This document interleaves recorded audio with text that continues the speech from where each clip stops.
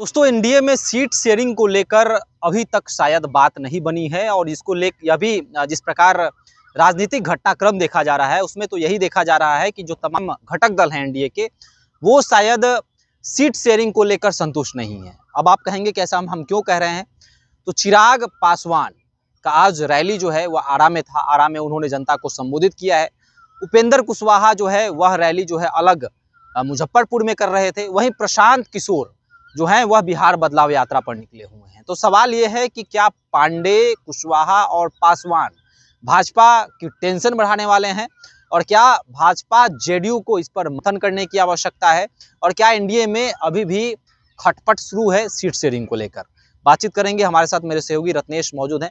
रत्नेश, कैसे देखते हैं, क्या पांडे, कुशवाहा और पासवान भाजपा की चिंता बढ़ाए हुए हैं? भाजपा जेडीयू को रात में जो है नींद भी नहीं आ रही है, ऐसा लग रहा है आपको? जी बिल्कुल, देखिए सही कहा आपने। पासवान, पांडे और कुशवाहा, ये तीन जो जातियां हैं, जाति के नेता जो हैं, आज उनका कार्यक्रम था। सबसे पहले तस्वीर आप देख लीजिए, ये खगड़िया की तस्वीर है जहां पर प्रशांत किशोर की रैली थी और वहां की भीड़ आप देख लीजिए। दूसरे तरफ उपेंद्र कुशवाहा की ये तस्वीर आप देख लीजिए, मुजफ्फरपुर में उपेंद्र कुशवाहा की रैली थी और कुशवाहा की भीड़ आप देख लीजिए। तीसरे नंबर पर आइए, चिराग पासवान की रैली आरा के रमना मैदान में था, वहाँ की ये तस्वीर आप देख लीजिए। इन तीनों तस्वीर के बाद 2-3 दिन पहले की तस्वीर आप याद कीजिए या फिर वो तस्वीर को याद कीजिए जब नरेंद्र मोदी राजधानी पटना में पहुंचे थे। नरेंद्र मोदी राजधानी पटना में पहुंचे और उनकी भीड़ देखकर आपको क्या लगा?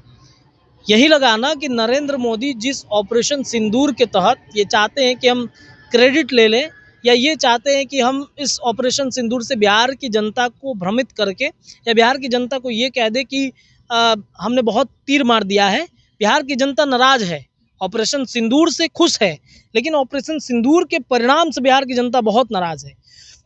और बिहार की जनता क्या, मुझे ऐसा लगता है कि देश भर की जनता नाराज होगी। देखिए, जो जिस तरीके से ऑपरेशन सिंदूर शुरू हुआ, ताबड़तोड़ पाकिस्तान पे कार्रवाई हुई, ऐसा सबको लग रहा था कि इस बार तो पाकिस्तान खुद आकर घुटने टेक देगा। लेकिन क्या हुआ? ट्रंप भाई बीच में आ गए। ट्रंप ने आकर कहा कि मैंने समझौता कराया। ट्रंप कौन होता है हमारे देश का फैसला लेने वाला? और नरेंद्र मोदी इस बात को समझे क्यों नहीं कि ट्रंप कौन है हमारा फैसला लेने को? आज ट्रंप के साथ कोई नहीं खड़ा, उसी उन्हीं के देश में सब कोई उनका साथ छोड़ रहा है। तो फिर नरेंद्र मोदी को ऐसी कौन सी जरूरत पड़ गई? और बार बार मंच से कह रहे हैं कि गोली चलाओ तो हम जवाब देंगे। ऑपरेशन सिंदूर के दौरान अगर देखिए इसका फायदा मिलता, जरूर मिलता बिहार के चुनाव में। ये मैं लिख के कहता हूँ, दावे के साथ कहता हूँ, बड़े बड़े लोग कह रहे हैं कि फायदा मिलता अगर नरेंद्र मोदी के सामने पाकिस्तान या भारत के सामने पाकिस्तान घुटने टेक देता, माफी मांग लेता और कहता कि आइंदा हम ये नहीं करेंगे, एक बयान छोटा सा आ गया होता तो इसका जबरदस्त फायदा नरेंद्र मोदी को होता। नरेंद्र मोदी की क्रेडिबिलिटी घट गई है, ये मान लेना होगा सबको। नरेंद्र मोदी का जो कार्यक्रम चला यहाँ पर, लोग नहीं जुटे थे, ये आपको भी पता है, सिर्फ कुछ लोग थे और बसों से भर भर के आ रहे थे। मुझे अच्छे से याद है कि मैं कवर कर रहा था तो गया के जो भाजपा महिला विंग्स की जिलाध्यक्ष है वो मात्र 10 लोगों को लेके आई थी, एक बड़े से डिलक्स बस में जिसमें लगभग 60 लोग आ सकते हैं, 30 से 60 लोग उसमें आ सकते हैं, उसमें मात्र आए 10 लोग। बड़े से बस को लेकर के वैशाली से आए थे, तो ज्यादा लोग नहीं पहुंचे थे। उनको क्या जरूरत है? पटना में संख्या कम है क्या? अगर नरेंद्र मोदी या फिर ऑपरेशन सिंदूर से जनता खुश होती तो पूरा पटना जाम हो जाता। 2024 लोकसभा में मुझे अच्छे से याद है कि जब उस क्षेत्र में, पटना साहिब के क्षेत्र में नरेंद्र मोदी घूम रहे थे तो सच में पटना जाम हो गया था, लेकिन वो क्रेडिबिलिटी घट गई। तो ये जो भीड़ अभी आया है इन लोगों के साथ में, ये दर्शा रहा है कि अपने जाति के नेता के प्रति जनता कितनी ज्यादा जागरूक हो रही है। अपने जाति के प्रति जनता जो है वो समझ रही है कि हमारी जाति के नेताओं को छला जाता है।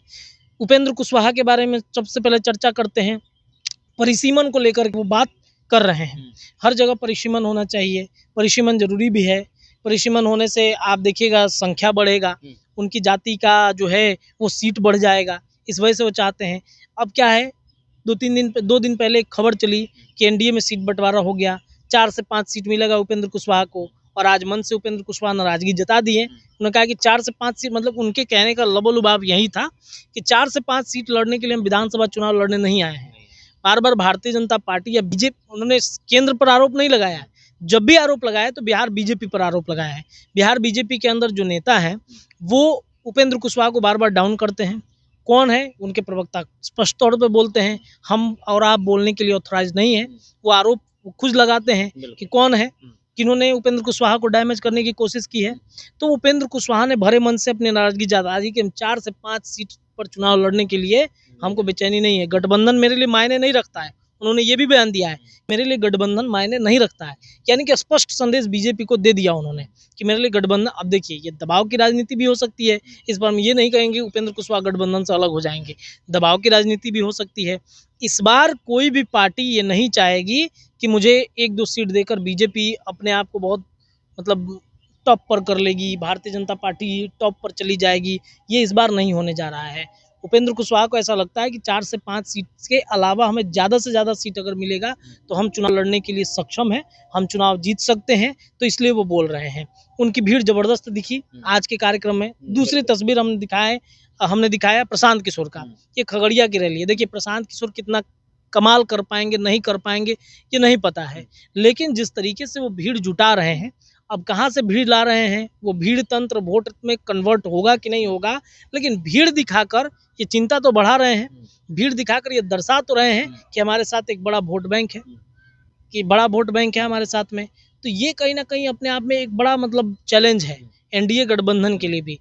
अब आज देखिए ना कि जदयू का क्या था, जदयू का आज प्रेस कॉन्फ्रेंस था, जदयू का प्रेस कॉन्फ्रेंस था भ्रष्टाचार पर, लालू राज पर, जंगल राज पर। बीच में चला है प्रशांत किशोर, अशोक चौधरी पर जब वो हमला कर रहे हैं तो प्रशांत किशोर पर चले आए। अब पूरा पीसी कन्वर्ट हो गया प्रशांत किशोर पर, मतलब जदयू के लोग भी नोटिस ले रहे हैं ना प्रशांत किशोर के बारे में, जदयू के लोग भी ये मान रहे हैं कि प्रशांत किशोर की ताकत बढ़ रही है। भीड़ अब कहीं से भी लाए, हम ये नहीं कह रहे कि प्रशांत किशोर ज़्यादा से ज़्यादा सीट पर चुनाव जीत ही जाएंगे, लेकिन भीड़ तो चिंता बढ़ा रही है। इसके अलावा आज चिराग पासवान का आप कार्यक्रम देखिए, चिराग पासवान ने रमना मैदान में, हालांकि चिराग पासवान के बारे में ये नहीं कहा जा सकता है कि चिराग ने भीड़ को खरीद लिया, चिराग ने भीड़ को पैसे दे के बुला दिए।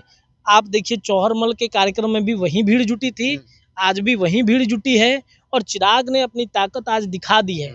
चिराग ने कह दिया कि 243 सीटों पर हम चुनाव लड़ेंगे, और 243 सीटों पर चुनाव लड़ने के साथ साथ चिराग ने ऐलान ये भी किया है कि हम बिहार में विधानसभा का चुनाव लड़ेंगे, यानी कि स्पष्ट संदेश है कि बिहार में अब चिराग बोल रहे हैं, कितना बोलते हैं कितना करते हैं ये तो चुनाव का वक्त बताएगा, लेकिन ये भी प्रेशर पॉलिटिक्स तो डाल रहे हैं ना, ऐलान तो कर दिया उन्होंने, भीड़ दिखाकर ताकत तो दिखा दी कि हमारे पास बड़ा भीड़ है, बड़ा वोट बैंक है। और चिराग के साथ देखिए सवर्ण का एक सॉफ्ट कॉर्नर है, दलित का एक सॉफ्ट कॉर्नर है, मुसलमानों का एक सॉफ्ट कॉर्नर है, और युवाओं के रहे तो खैर चिराग पासवान है ही।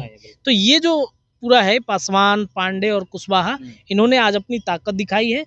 और दरभंगा के कार्यक्रम, जाते जाते एक और बात कह देते हैं कि दरभंगा के कार्यक्रम 2-3 दिन पहले था चेतन आनंद का, और इनका क्या बोलते हैं आनंद मोहन का, उनके पूरे परिवार के लोग खड़े थे, एक वीर की शहीद शहादत पर वो कार्यक्रम था। मुश्किल से मुझे लगता है कि 2000 लोग भी नहीं जुट पाए थे वहां पर, कुर्सियां खाली रह गई।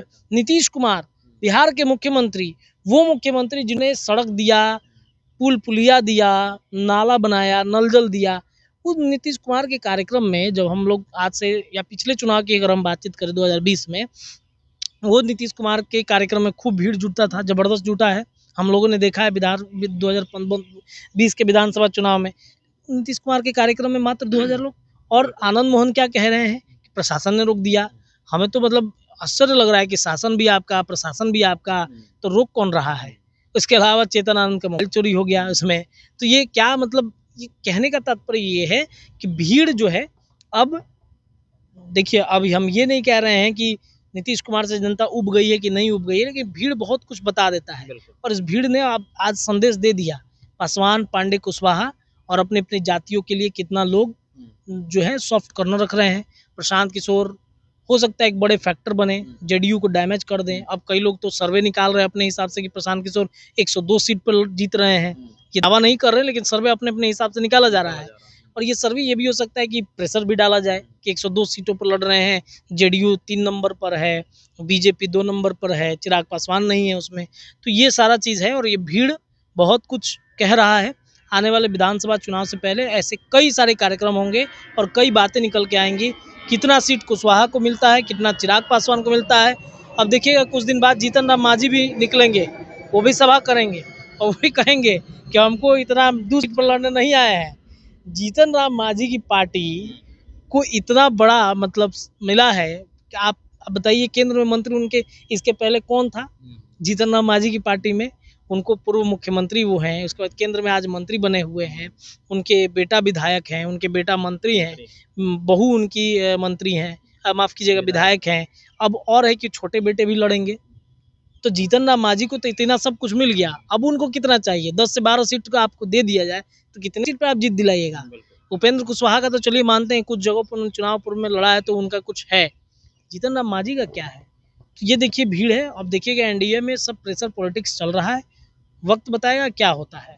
चलिए, तो बड़ा सवाल है कि जेडीयू और भाजपा के कार्यक्रम में भीड़ क्यों नहीं जुट रही है, वहीं प्रशांत किशोर, चिराग पासवान और उपेंद्र कुशवाहा जहां रैली कर रहे हैं वहां पर भीड़ जुट जा रही है, बड़ा सवाल है। और ये लोग लगातार रैली पर रैलियां करते जा रहे हैं, तो क्या प्रेशर पॉलिटिक्स भी खेला जा रहा है और भाजपा जेडीयू को दिखाया जा रहा है कि हमें ज़्यादा से ज़्यादा सीट चाहिए, हमें जितना सीट आप देना चाह रहे हैं उतने में हम संतोष नहीं कर सकते हैं। तो आपको क्या लगता है, क्या टेंशन बढ़ने वाली है एनडीए की, और क्या एनडीए में अभी भी खटपट चल रहा है? अभी हमारे साथ कमेंट सेक्शन में अपनी राय रख सकते हैं। धन्यवाद।